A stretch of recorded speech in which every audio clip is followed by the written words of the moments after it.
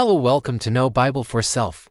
Today we are witnessing the most spectacular display of divine power recorded in the Old Testament, the 10 plagues of Egypt.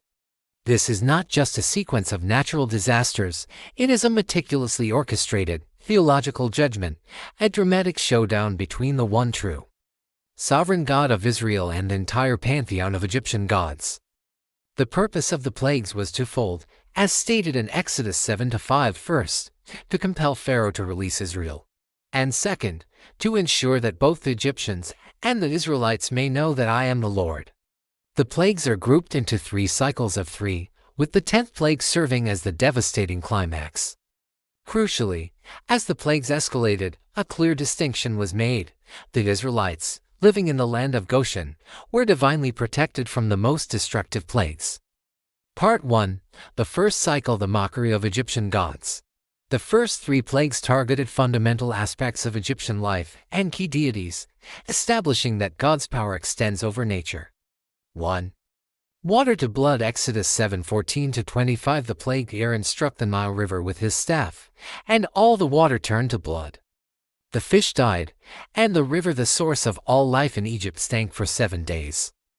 The judgment. This plague was a direct attack on Hapi, the god of the Nile, who was believed to grant fertility and life. It also targeted Num, the guardian of the Nile's source. God turned their sacred, life-giving deity into a vile source of death and sickness. The Egyptian magicians were able to replicate this on a small scale, allowing Pharaoh to dismiss it. The pro tip: insight. This first plague established the main theme: God has authority over the very source of Egyptian life. 2. The frogs. Exodus 8:1-15. The plague. Countless frogs swarmed out of the Nile, infesting every home, bed, and oven. The judgment. This targeted Heket, the goddess of fertility and resurrection, often depicted with a frog's head. God flooded their land with the very object of their worship, turning a symbol of fertility into an unbearable, defiling nuisance that Pharaoh desperately sought to end. The magicians also replicated this, but significantly, Pharaoh had to beg Moses to remove them, acknowledging Moses' power over the curse. 3. The gnats, lice. Exodus 8:16-19. The plague Aaron struck the dust of the ground, and clouds of gnats or lice covered every person and animal. The judgment. This targeted Geb, the god of the earth. The dust, which was Geb's domain, was desecrated. Crucially, the Egyptian magicians failed to replicate this plague. They confessed to Pharaoh, "This is the finger of God." This marked the point where human, occult power was decisively defeated by divine, supernatural power. Part 2. The second cycle, the separation and escalation. The second cycle introduced a pattern. The plagues became more selective, damaging only the Egyptians, while the land of Goshen, where the Israelites lived, was completely protected. This is the insider secret of the plagues. They proved God's power to discern and protect his people. 4. Swarms of flies. Exodus 8:20-30. To the plague, vicious swarms of flies or possibly beetles descended upon Egypt, but Goshen was untouched. The judgment. This likely targeted Ra or Uchit, deities associated with the fly or beetle, the sacred scarab. It was the first plague where the geographic distinction was made, forcing Pharaoh to acknowledge God's power to separate the Egyptians from the Israelites. 5. Death of livestock. Exodus 9:1-7. The plague, a severe pestilence, killed all the Egyptian livestock: horses, donkeys, camels, cattle, sheep, and goats. Not a single animal belonging to the Israelites died. The judgment. This was a comprehensive attack on several important animal deities, including Apis, the sacred bull, and Hathor, the cow goddess. God destroyed the Egyptians' wealth and their gods simultaneously. When Pharaoh investigated and confirmed the perfect exemption of Israel, he still refused to yield. 6. Boils and sores. Exodus 9:8-12. The plague. Moses threw soot from a furnace into the air, and painful boils and festering sores broke out on every Egyptian person and animal. The judgment. This attacked numerous gods of healing, such as Isis and Serapis, rendering them useless. The boils were so severe that even the magicians could not stand before Moses. This was the point where God stated he was hardening Pharaoh's heart, a complex theological reality we will address shortly. Part 3, the third cycle and climax judgment, and the Passover.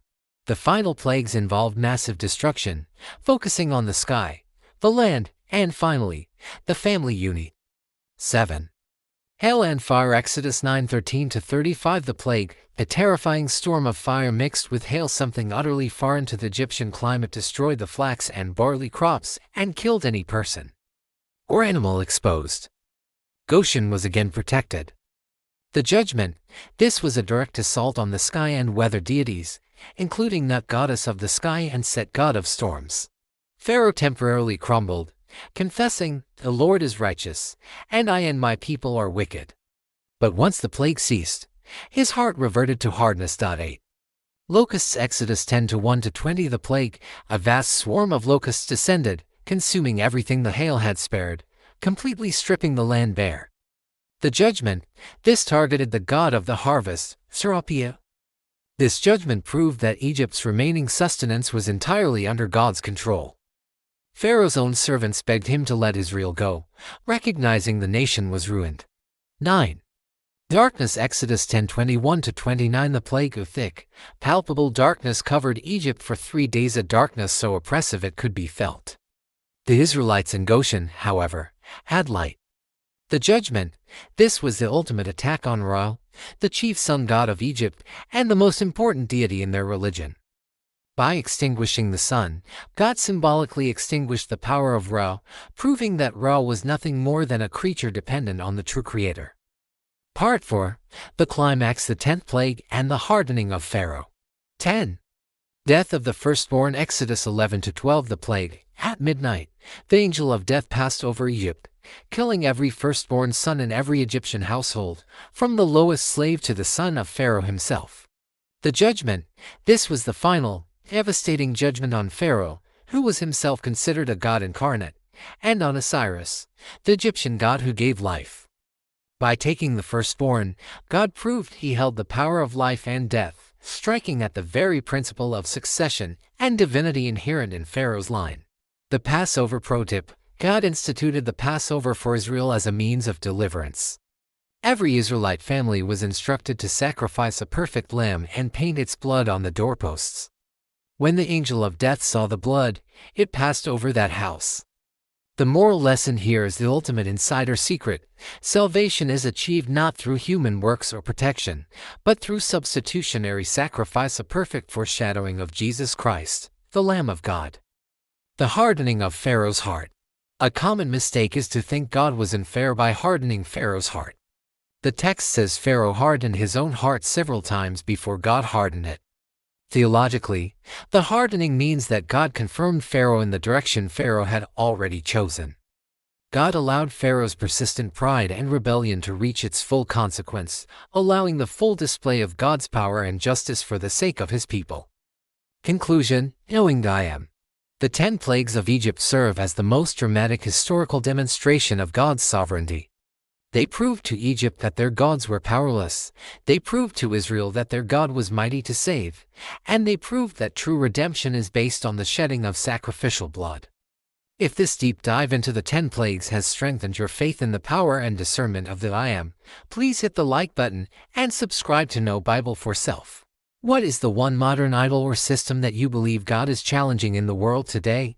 Share your thoughts in the comments below. Thank you for watching.